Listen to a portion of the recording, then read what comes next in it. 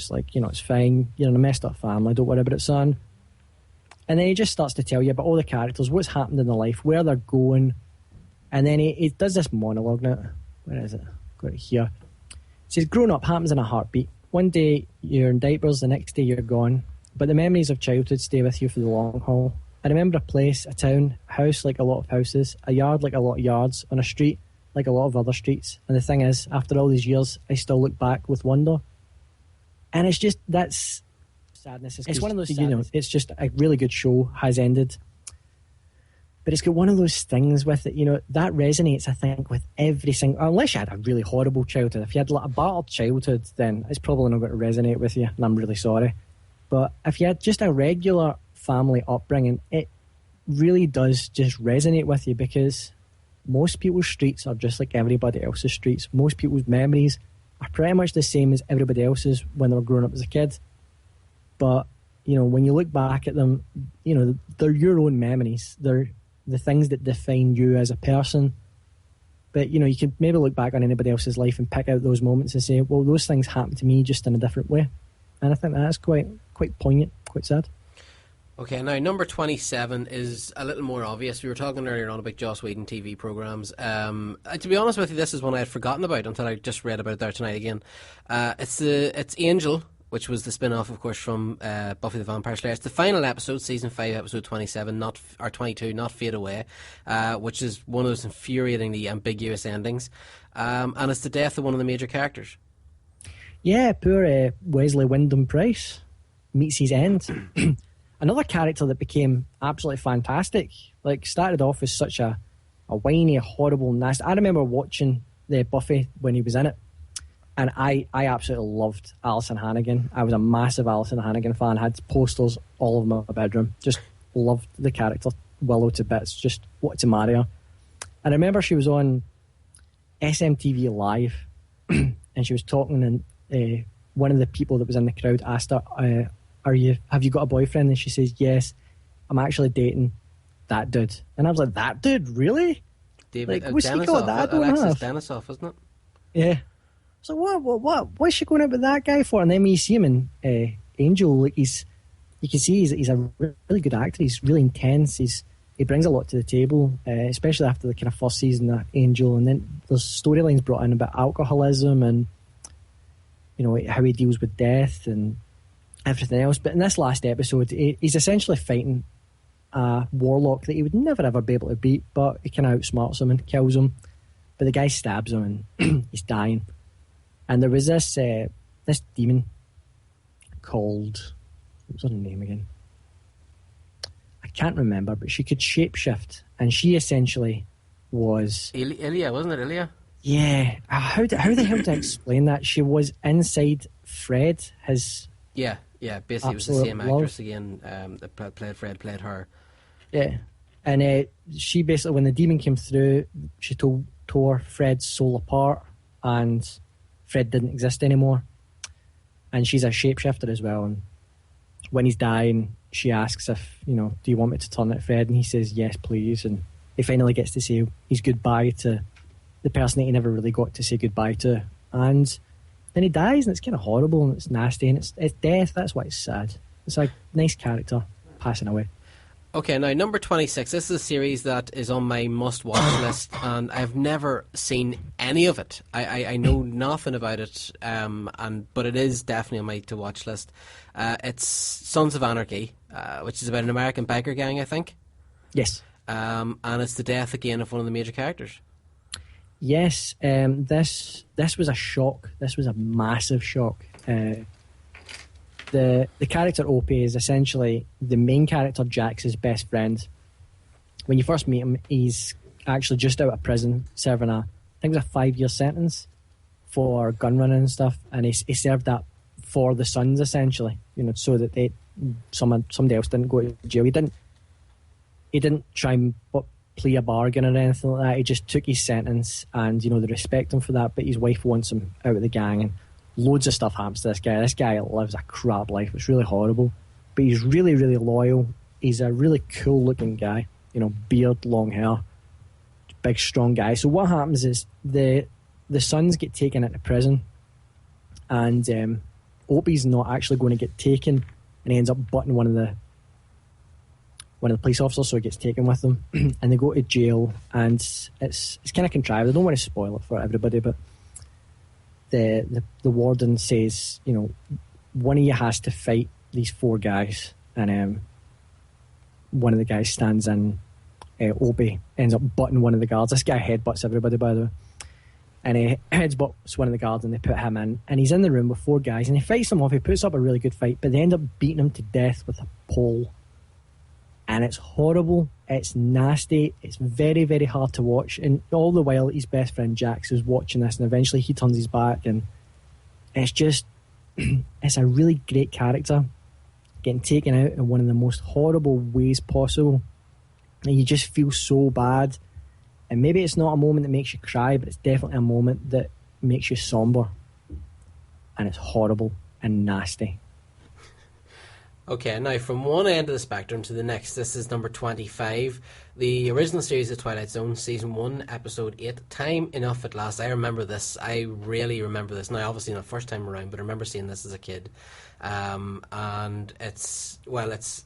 Go ahead, Al. It's the amazing Burgess Meredith. You may know him as You're a Bum, Rocky! You're a Bum! Or the Penguin. Yes, the Penguin. Yeah, it was the Penguin. That's... so I would imagine more people remember him from Rocky than the Penguin, though. Seriously, you'd be surprised. Anyway, moving on. Sure. You know, he's basically he works in a bank, and he loves books. Loves books. Just he should have been a bloody librarian. Don't know why he's working in a bank. And every single lunch break, he goes down to the vault because it's the quietest place in the whole bank, and he reads a book. Just gets a wee half hour in of reading a book. I don't know, in the 50s it was probably like 10 minutes you got for your break. And he reads his wee book. So he goes down one day, and all out nuclear war happens, and everybody's wiped out. And the whole place is a mess, and you know, everybody's dead. And he comes up and he finds, I think he finds a library, and there's still books left. And he's like, this is brilliant, there's books. I've got time to do everything I like. I can just sit and read. Nobody's going to bother me. Nobody's going to ask me to work or anything. I can just read. That's all I ever wanted. So he says, and the very best thing of all, is that there's time now. There's time. There's all the time I need, all the time I want. Time. There's time enough at last. And then he bends over and he drops his glasses, and they break on the ground. Nightmare. And he picks them up, and they're smashed to smithereens, and the dude can't see without his glasses. And then he just says, that's not fair. That's not fair. It's not fair. And then there was all the time. There was time now. There was all the time I needed. And then it kind of fades out, and it's Rod Sterling. It's Rod Sterling does the whole narration over it, saying, you know, giving you the moral of the story, you know, be careful what you wish for, kind of thing. Mm-hmm. And it's just so sad. It's been parodied so many times that maybe it's not as sad as it should be. I remember Homer's last 2 brain cells. Yeah. I'm pretty sure like that. And in Futurama as well, the Scurry Door covered it. Yep. Yeah. So it's been parodied a lot of times, so maybe it's not as sad. But somebody had said that if I didn't include this in the list, my list was completely null and void. And I went back and watched the episode, and I was like, do you know what? It's actually really sad, and there was nothing terribly old on my list. And I thought, you know what, I'll put this in because at least it's something I've seen that is, you know, older than all of us. Okay, now the next one, number 24, strays a wee bit from the kind of thing that we usually cover, but this is something I remember as well. It's from ER, Series 8, Episode 21, On the Beach. And again, it's the death of a major character. Yeah, this was one I asked on my own page as well as my Twitter feed, what was the saddest moments, and I was looking for things that maybe weren't as geeky, even though, you know, it's obviously, this is a nerd page, you know, it's for loads of nerds, but people watch lots of TV. Like me and my wife like to sit down and watch Grey's Anatomy. It's maybe not the best show in the world, but you know, it's something we like to do together. You know, there's loads and loads of crap shows out there that a lot of people watch together. ER is one of them. I studied to be a nurse. I actually got in my 3rd year of nursing, and I dropped out because I thought it was terrible. And I still work in a hospital to this day. And the reason that I wanted to work in a hospital was because of ER. I used to watch it I think it was every Friday on Channel 4. I loved it to pieces. And you get season 8. So Mark Green had been in this season, been in every episode from the pilot episode. He was played by Anthony Edwards, also known as Goose, from Top Gun. Mm-hmm. Poor guy dies in everything, doesn't he? Dies in this, dies in Top Gun. I don't think he's ever been in anything else. Has he been in anything else? Does anybody remember him from anything else? Yeah, he did a movie actually where I think it was him and Timothy Dalton, where the two of them were, I think they were dying as well. They were cancer patients in it. Oh, brilliant. But I remember the movie being really, really good. I'm sure it was Timothy Dalton that was in it with him. So yeah, no, he's done it. I mean, he's considered to be a pretty top-notch actor. Because whenever ER came out, it was his vehicle, and it was him that was the whole draw behind it, and then the world realised that George Clooney was in it and know a while. But yeah, I mean, he is a pretty recognised actor.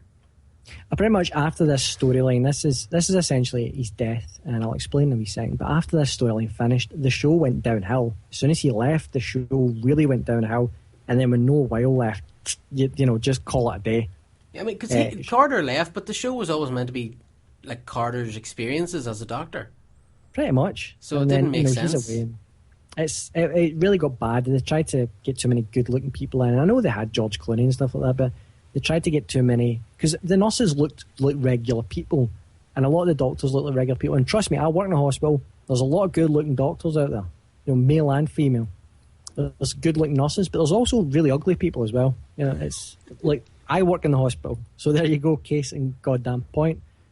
So it's like that. I mean, I was in the hospital the other day, and I wear a bandana because I work in surgery. So I wear a Batman bandana, and I've kind of grown my goatee out a wee bit, so I've got a bit of goatee scruff going on, and I've got a full sleeve of tattoos. And I was walking out, this old woman stopped me, and she was like, "Are you a doctor?" And I says, "No, I'm not a doctor. I'm sorry. I actually work in the stores and stuff." She's like, "Good job, you're not a doctor, because you look like a ruffian." Lovely. Fair enough. So I punched her in the face. Yeah, just to prove her point. Yeah. That was like, you're an accident emergency. You're an accident emergency now. Anyway, come on, move on. Dr. Green. Anyway, sorry. So basically, Mark Green, he gets diagnosed with brain cancer, and he gets cut out, and everything goes fine. He goes for another year, and he gets married to River Song, and he ends up, it comes back, and it's going to kill him, and he ends up getting really irritable, and he's not like himself, and he can't remember things. He starts losing his coordination. He decides to take his estranged daughter out to Hawaii to try and reconnect before he dies, because he knows he's dying. He's been around dying people for years and years. He knows what's happening, and eventually they kind of reconnect, and his wife comes back out and stuff, and with his kids, and they're just talking, and he tries to give her this last piece of advice, but he can't quite get it out. He's slurring his speech. He can't really tell her anything, and he just tells her, "Be generous with your time." And then she starts crying. She's like, "Well, Dad, you remember you used to sing me that song? You used to sing a song for me." And then she puts headphones over, and it's Over the Rainbow plays, and he falls asleep, and then he dreams that he's walking through the yard, but it's there's nobody there.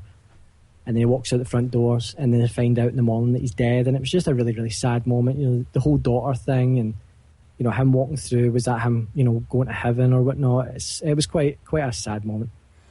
Okay, now coming in at number 23, this sounds like a laugh riot. This is a show that I've never actually watched, although I am aware of it. It's Rescue Me, Season 2, Episode 12, called Happy. Yes, it's the most ironic title of all. Rescue Me, it's basically about firefighters post 9/11, and it's how they dealt with what happened post 9/11, because lots and lots of firefighters died that day. And they're just kind of picking up the pieces. And most of the guys are alcoholics. They all smoke. They're all heavy boozers. They're always going out and stuff. And, they work hard and they play hard. And the hardest player of all is the main character, Tommy Gavin, played by Dennis Leary. And it is a funny show. It does have a lot of comedy to it. And it really does depict New York firemen quite accurately, because they are kind of like this. They're macho. They're big, they're funny, but goddamn, they'll run into a building after a cat. It's crazy. These guys are absolute heroes. And basically, he breaks up with his wife just before the pilot episode, and so they're not together. And they're always arguing, they're always fighting. He's an alcoholic, and he's always out, and he's cheated on her a couple of times and stuff. And he's not a very nice person. And they eventually decide they're kind of getting back together and they're getting on.